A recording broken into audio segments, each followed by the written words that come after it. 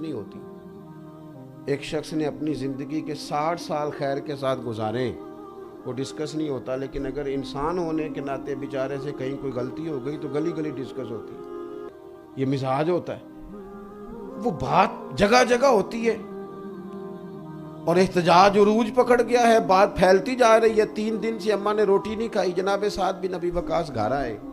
تیسرے دن روز آتے تھے، کھانا کھاتے، روٹین میں آرام کرتے چلے جاتے. گھر آئے اور اپنی والدہ کی طرف دیکھا. نوجوانوں میری طرف دیکھو، چھوٹی چھوٹی باتوں پہ ارادے توڑ دینا اور چھوٹے چھوٹے معاملات آنے پر کمزور پڑ جانا. حضرت سعد بن ابی وقاص آئے. یہ نیکی کا نشہ ہے. اور اپنی والدہ کے قریب کھڑے ہو کے نا تو مسکرا کے، جوش جذبات پہ نہیں، علیمی سے، بردباری سے ہنس کے کہنے لگے اماں تو مجھے سب سے زیادہ جانتی ہے، تجھے سب سے زیادہ پتہ ہے کہ میں کس مزاج کا ہوں، اور تجھے یہ بھی پتہ ہے کہ میں نے ڈھلنا ہوتا تو میں کب کا تیری بات میں ڈھل چکا ہوتا. تیری ہے ایک جان، اگر تیری 1000 بھی ہونا اور ایک ایک کر کے ساری نکل جائے تو پھر بھی میں مدینے والے رسول کا کلمہ نہیں چھوڑوں گا. یہ بات طے ہو گئی اور تو جانتی ہے اس بات کو، میرے ارادوں کو، تو کہ تو مجھے سب سے زیادہ جانتی ہے، تو نے مجھے جانا ہے. حضرت سعد یہ دھیمے انداز میں جملے ارشاد فرما کر کے وہاں سے نکل گئے. اماں جی نے اسی وقت اٹھ کے نا باورچی خانے کا رخ کیا، روٹی لی اور کھانا کھایا. لوگ کہنے لگے آپ تو بالکل فوراً ہی مان گئی. کہنے لگی مان نہیں گئی، میرا پتر ہے، میں نے پیدا کیا، جو کہہ کے گیا بالکل ہی ٹھیک کہہ کے گیا ہے. اس لیے کہ اتنی جلدی ڈھل نہیں سکتا تھا، تھوڑا سا قبول کیا جائے اس چیز کو. تیسری بات یہ ہے کہ عزم مصمم یہ زندگی میں بڑا ضروری کام ہے. کچھ لوگ ایسے ہوتے ہیں جو رائے بڑی جلدی تبدیل کرتے ہیں.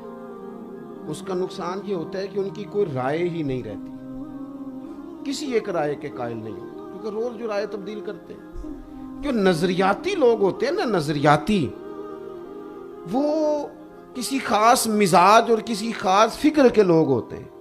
وہ عزم مصمم والی زندگی گزارتے ہیں. وقت آتا ہے لوگ اس کو چیزوں کو قبول کرنا شروع کر دیتے ہیں. تھوڑا سا نا عزم مصمم، تھوڑا سا ارادہ، تھوڑا سا ذوق اور تھوڑا سا آگے بڑھنے کا جذبہ، یہ انسان کو طاقتور کرتا ہے. ہمارے ہاں نا بڑا محدود سا ہم پروگرام بناتے ہیں، مثلا گھر بنانے کا پروگرام بنا لیا ہے یا بینک بیلنس بنانے کا.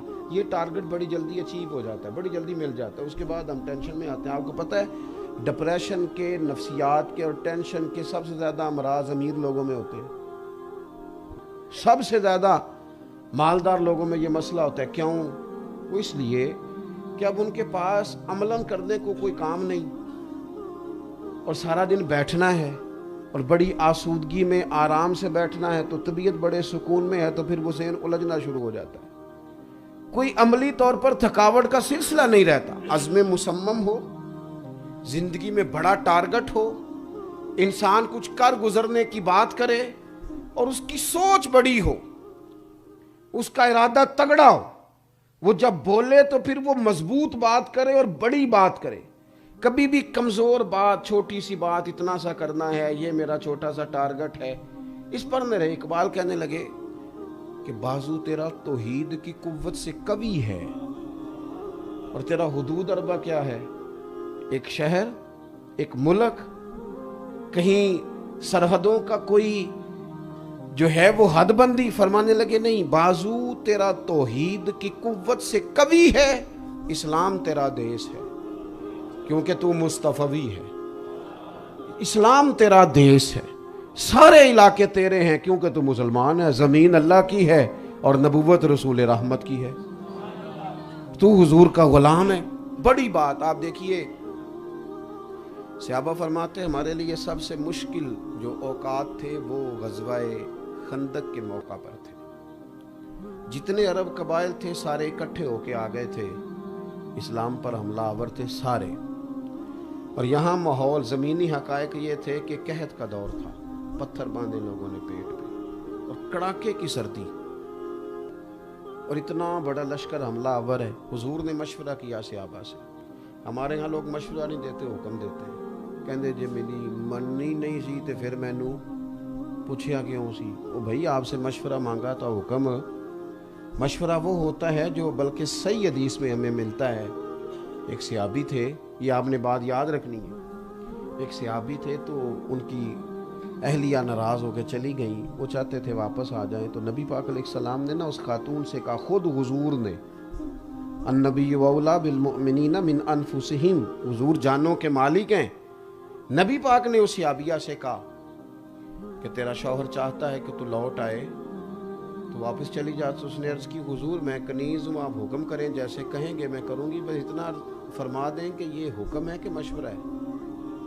حضور اس میں گنجائش ہے مجھے مرضی کرنے کی یا حکم ہے؟ تو محبوب نے فرمایا نہیں، یہ مشورہ ہے، تم چاہو تو جاؤ، چاہو تو تم نہ جاؤ، رب رسول تمہیں اختیار دیتے ہیں. تو عرض کی، حضور پھر میں ان کے ساتھ نہیں رہنا چاہتا، مجھے الگ کر دیا جائے. تو خدا کے بندو، مشورے کو مشورہ ہی رہنا چاہیے. یہاں جنگ خندق کے موقع پر نبی اکرم صلی اللہ تعالیٰ علیہ وسلم نے صحابہ سے مشورہ کیا تو جو بڑے بڑے لوگ مشورہ دینے والے تھے اور بڑی مضبوط رائے والے تھے، آج حضور نے ان کا مشورہ قبول نہیں کیا، بلکہ مشورہ قبول کیا سیدنا سلمان فارسی کا رضی اللہ تعالی عنہ. حضرت سلمان فارسی نے عرض کی، حضور ہمارے علاقے میں خندق کھودی جاتی ہے اور اتنی چوڑی کھودی جاتی ہے، اس میں آگ جلائی جاتی ہے کہ تیز دوڑ کے بھی گھوڑا آئے تو اسے پھلانگ نہ سکے، اگر وہ کھود لی جائے تو پھر کیسا؟ تو محبوب نے فرمایا بالکل ٹھیک ہے، اب خندق کھودنی ہے. تو صحابہ کام کرنے لگے ہیں. تو صرف کارکن نہیں کریں گے، صرف شاگرد مرید نہیں کریں گے، بلکہ رسول کریم نے فرمایا مجھے بھی دو کدال. اور صحابہ کہتے ہیں کہ ایک چٹان ایسی آئی، جو میرے عنوان کی بات ہے وہ بات آ گئی، ایک چٹان ایسی آئی، یہ بخاری مسلم دونوں میں حدیث موجود ہے، جو چٹان ٹوٹتی نہیں تھی ہم سے، ہم نے کوشش کی، اس پر بڑی ضربیں لگائی، نہیں ٹوٹتی تھی. فرماتے ہیں حضور فرمانے لگے مجھے دو نہ تھوڑا.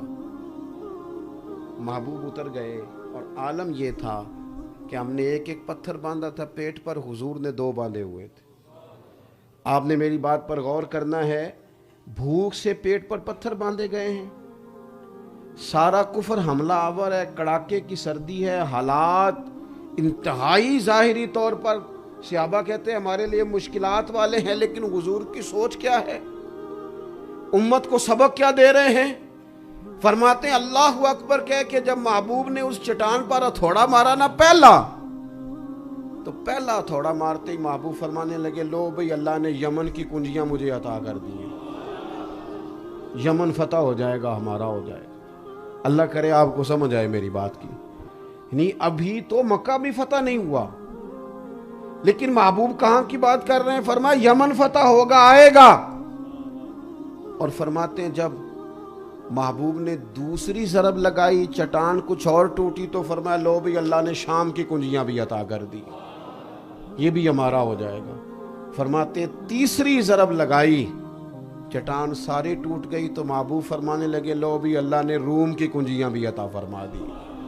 صحیح حدیث میں آپ کو ملے گا. جب تک ٹارگٹ بڑا نہیں ہوتا اور بات آگے نہیں بڑھتی، زندگی میں کوئی لطف ہی پیدا نہیں ہوتا، کوئی مزاج ہی پیدا نہیں ہوتا. کوئی ایسا، مجھے بہت پرانی بات یاد ہے، ہم پڑھتے تھے تو مفتی اعظم پاکستان حضرت مفتی عبدالقیوم صاحب ہزاروی رحمۃ اللہ علیہ کی خدمت میں ہم اپنے استاد صاحب کے ساتھ گئے ملاقات کے لیے. تو بزرگوں نے مفتی صاحب سے گفتگو شروع ہوئی تو مفتی صاحب فرمانے لگے کہ استاد صاحب کو کہ مفتی صاحب روڈ کے اوپر جگہ خریدے، مدرسہ بنائے. تو حضرت فرمانے لگے جو اندر بنا ہے اس کے پیسے پورے نہیں ہوتے، اتنا خرچہ ہے طلباء کا، تو روڈ کے اوپر. فرمانے لگے آپ جگہ تو لیں، آپ جگہ لیں، جب لے لو گے پھر دوڑو گے بھی، پھر کوشش بھی کرو گے، ٹارگٹ تو بڑا لو.